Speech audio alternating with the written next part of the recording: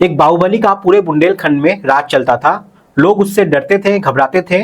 दरअसल ये भी कहा जाता था कि उसके घर में एक तालाब था और तालाब के अंदर में मगरमच्छ पल रहे थे। लोगों में इस तरीके की बातें भी हुआ करती थी कि लोगों को मारकर उन्हें मगरमच्छ को वो खिला दिया करता था। एक बार उस पर एक हत्या का आरोप भी लगता है और हत्या के आरोप में वो जेल चला जाता है। फिर जेल में रहते हुए उसने फैसला किया कि वो विधायक के लिए लड़ेगा। मध्य प्रदेश के विधानसभा पवई से उसे चुनाव चिन्ह मिलता है हाथी का, और वो जेल में था इसलिए उसके समर्थक घर घर जाकर लोगों से वोट मांगते थे।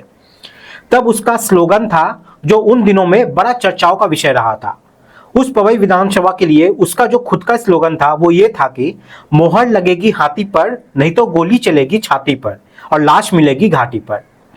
अब इस तरीके का जब स्लोगन था तो लोगों ने डर की वजह से उसे वोट दिया और फिर 42,000 वोटों से वो जीतकर विधायक भी वो बन जाता है।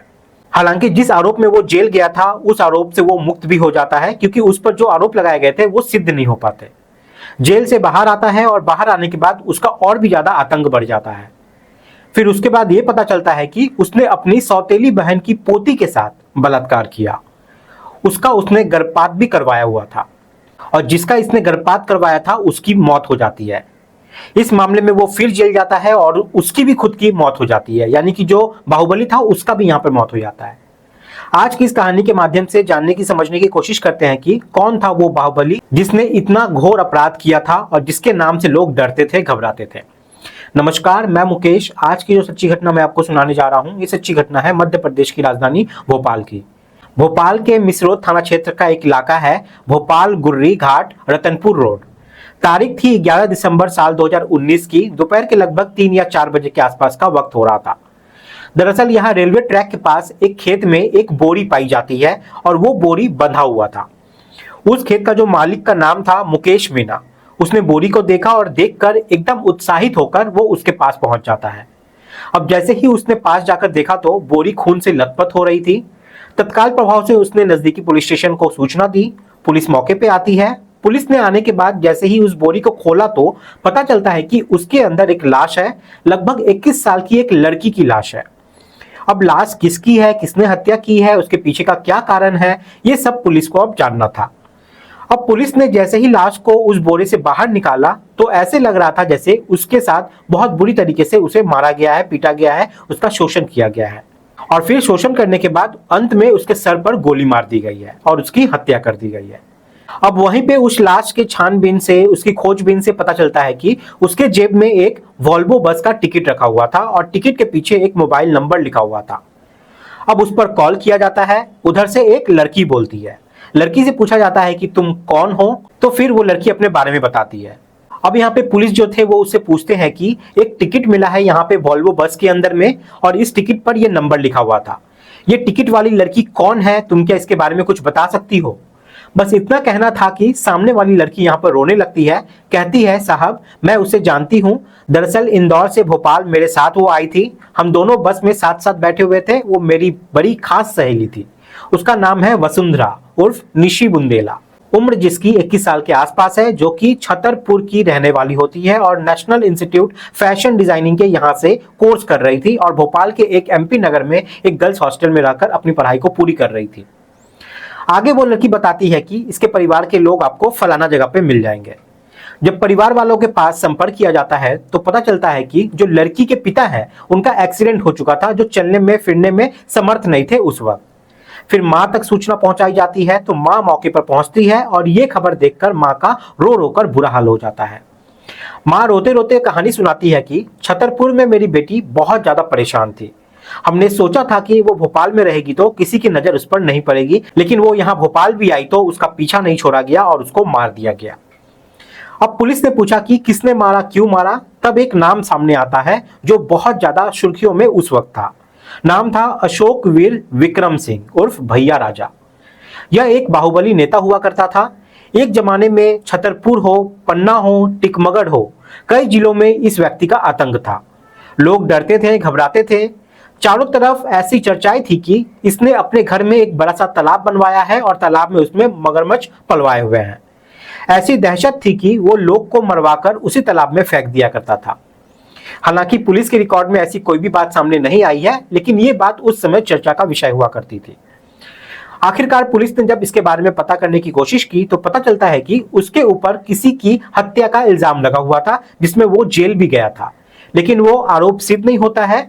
उसी दौरान जेल में रहकर ही उसने पहली बार विधायक का इलेक्शन भी लड़ा था। उसका चुनाव चिन्ह यहाँ पे मिला था हाथी का। अब जब ये जेल में था तो इसके समर्थक इसके लिए वोट मांग रहे थे, इनका नारा लगा रहे थे और बोल रहे थे, मोहर लगेगी हाथी पर, नहीं तो गोली लगेगी छाती पर और लाश गिरेगी घाटी पर।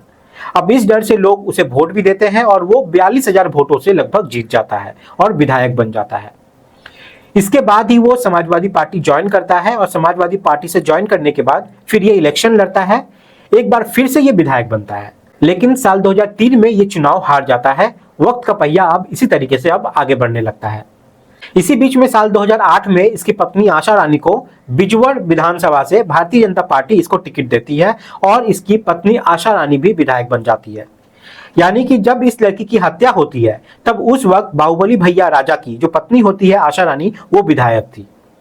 अब पुलिस इस मामले की जांच पड़ताल करती है, घर जाती है तो पता चलता है कि वो घर से फरार थे। फिर पुलिस को छानबीन में इसी बीच में एक सूचना मिलती है कि जो ये भैया राजा है इसके घर में एक नौकरानी हुआ करती थी, तीजी बाई। तीजी बाई की 21 जुलाई 2007 को विधायक के घर पे ही उसकी लाश मिलती है। पूछने पे बताया जाता है कि उसने अपनी खुद से ही जान दे दी थी। अब पुलिस ने उसकी पुरानी फाइल को वापस से खोल दिया और पुरानी फाइल को खोलने के बाद यह पता करने की कोशिश की कि आखिरकार मामला क्या था। जिस वक्त ये नौकरानी की मौत हुई थी उस दौरान भैया राजा की पत्नी आशा रानी जिला पंचायत की अध्यक्ष भी रही थी और भैया राजा के आवास पर लाश मिलने से ये आम बात तो नहीं थी। उस वक्त में ये बहुत बड़ी बात हो गई थी, लेकिन पुलिस ने शायद उस वक्त इतनी शिद्दत, इतनी ईमानदारी से इस मामले की जांच पड़ताल नहीं की थी। लेकिन अब इस केस की फाइल फिर से खुल चुकी थी और छानबीन शुरू हो चुकी थी।